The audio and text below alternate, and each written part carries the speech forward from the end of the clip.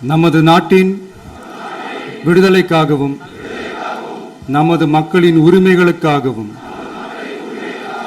தமிழ் மண்ணில் இருந்து தீரத்துடன் போராடி உயிர் நீத்த எண்ணற்ற வீரர்களின்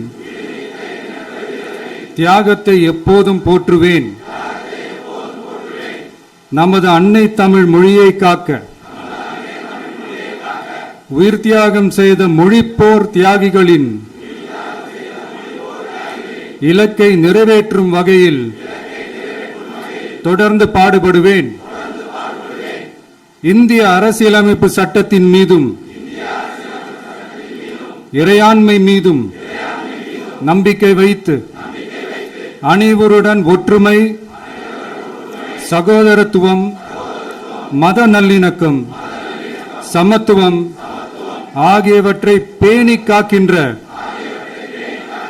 பொறுப்புள்ள தனி மனிதராக செயல்படுவேன்.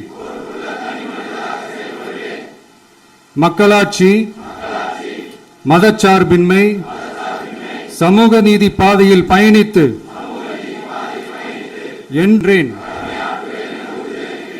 சாதி, மதம், பாலினம், பிறந்த இடம் ஆகியவற்றில் பெயரில் உள்ள வேற்றுமைகளை களைந்து மக்களிடையே விழிப்புணர்வை ஏற்படுத்தி அனைவருக்கும் சம வாய்ப்பு, சம உரிமை கிடைக்க பாடுபடுவேன். பிறப்புக்கும் எல்லா உயிர்க்கும் என்ற சமத்துவ கொள்கையை கடைபிடிப்பேன் என்று உளமாற உறுதி கூறுகின்றேன். Thank you.